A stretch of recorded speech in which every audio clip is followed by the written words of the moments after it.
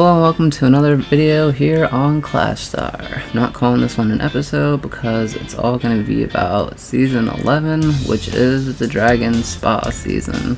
And as you can see with the dragon there, how his head starts up there towards the top of the arena, wraps all the way around. It looks like it comes out a little bit around that fire pit there. So overall, I think it looks pretty cool. I don't know if I'm going to say it's my favorite arena.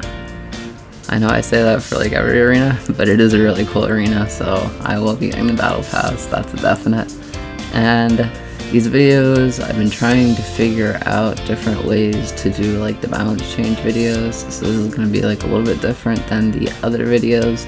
I'm going to be doing a lot of cuts, a lot of editing, just what I want to do. But that's the what the arena looks like. Now we're going to get into what the tower looks like, and then we're going to move on to battle changes, and then we're going to move on to the emotes. So arena definitely gets a thumbs up. Let's go on to the tower skin. And the season 11 tower skin is going to be the dragon tower, which is really cool because I like how a little dragonite pops out there at the tower. Also, all these little video clips you see are going to be put together rather short, just so I can keep them going in succession. So when you do see the cuts, if you see the cuts, I'm not even sure how it's gonna go actually once I edit it all together, but I assume you're gonna know like little cuts. So if it is like little things like that, it's not the video skipping or acting weird, it's how I'm doing this one. I don't know though, I'm hoping it doesn't look like that, but if it does, that's why. Onto the balance changes now. There's some ones that I don't mind, then there's some that are like, why? So let's get into them. Alright, first on the list for the balance changes is going to be the tornado. We all knew it was coming though. Its duration is going to be minus 50%. Its strength and damage per second are both going to be doubled, 100%. And then this time, for the first time ever, they're going to make it more like a real life tornado, and it's going to do 35% of its damage to buildings too. So your king tower or princess tower or furnace or whatever you have there, it's going to do damage to that too. Overall though, I think this is going to be more of a nerf than it is a buff.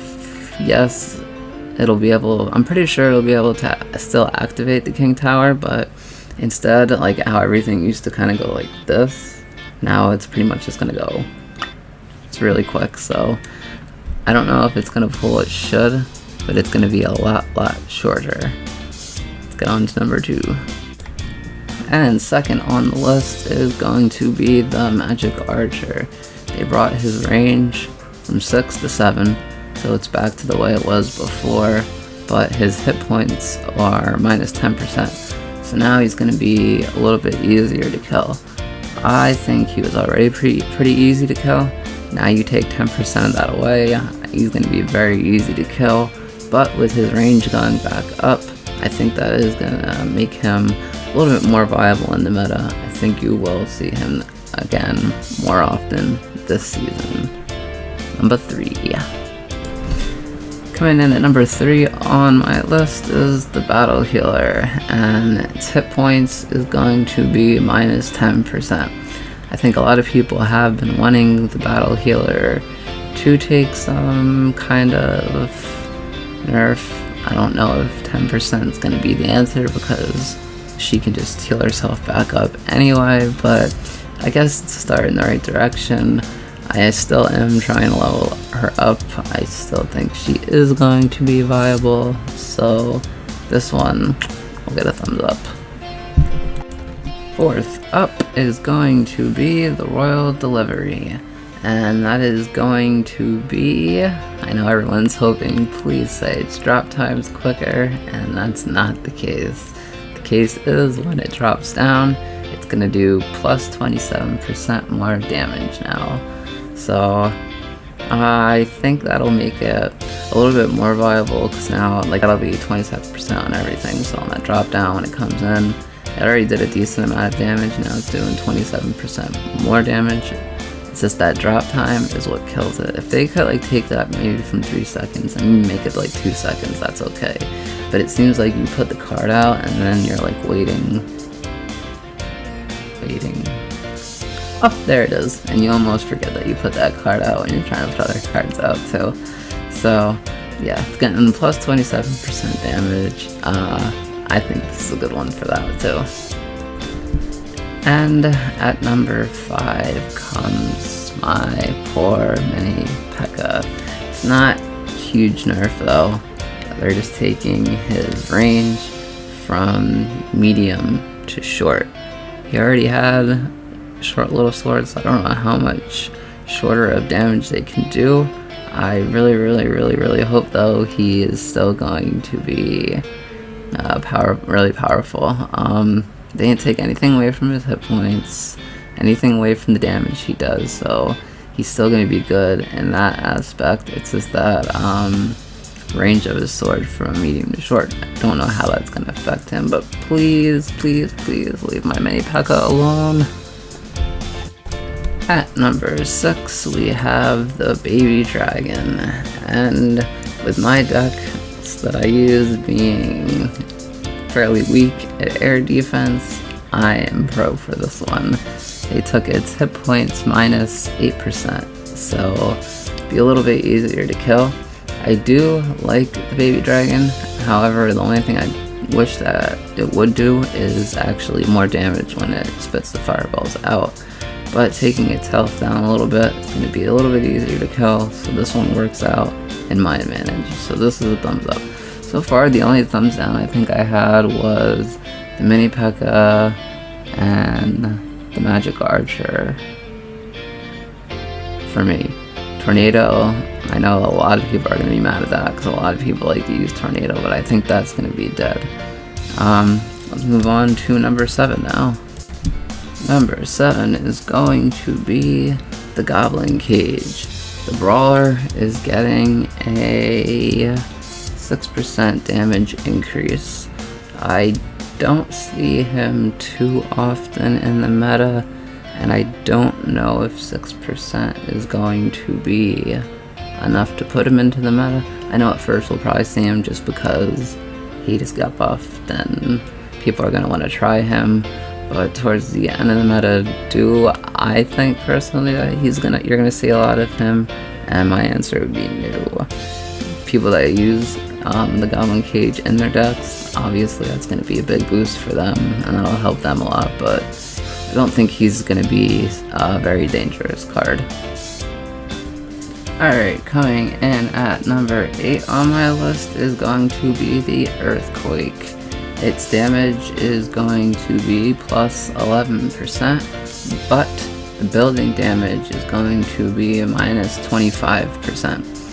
So, like the Hog Rider and the skeletons and stuff in there, I think actually even, I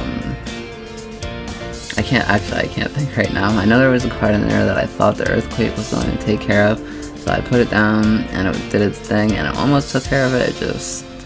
There was like a little sliver of health left. With the plus 11%, that troop will now die. And as far as the minus 25% to the buildings, that could hurt, but could also be good too with the next, what are we on? The next 3 updates. That earthquake will be good against these 3 cards. They're all building cards. So let's get into them now. See, I'm already losing track of my numbers. Number 9 on the list is going to be the Furnace. Card that I've been working on leveling up like crazy forever. Although it's not a huge nerf, but its hit points is going to be minus 16%. It said it's not huge or catastrophic, but come on, every time I get close to leveling up a card, they're like, yep, this is gonna be the one we're gonna nerf. So that's that one. Let's get on to number 10.